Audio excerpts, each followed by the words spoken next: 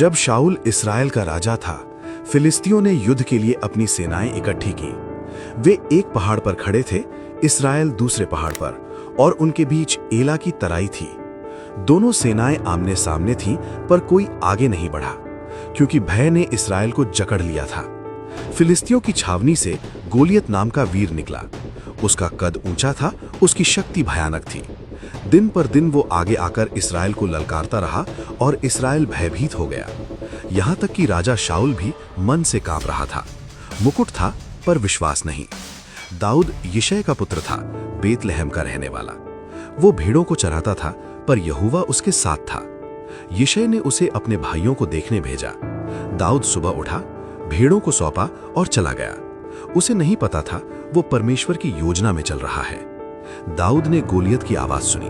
उसने इस्राएल को डरते देखा और उसने कहा, ये फिलिस्ती कौन है जो जीवित परमेश्वर की सेना को ललकारे?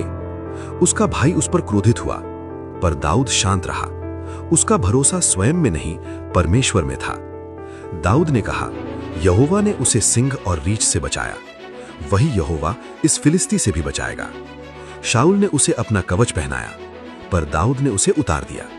उसने नाले से 5 चिकने पत्थर चुने, बिना भय, बिना जल्दी। एक बालक, एक दैत्य, एक विश्वास में, एक घमंड में। गोलियत ने दाऊद का उपहास किया, पर दाऊद नहीं डरा।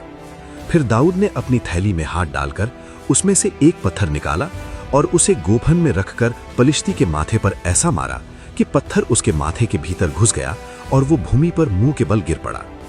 पत्थर उसके माथे में लगा, वो भूमि पर गिर पड़ा। दाऊद विजयी हुआ, बिना तलवार के।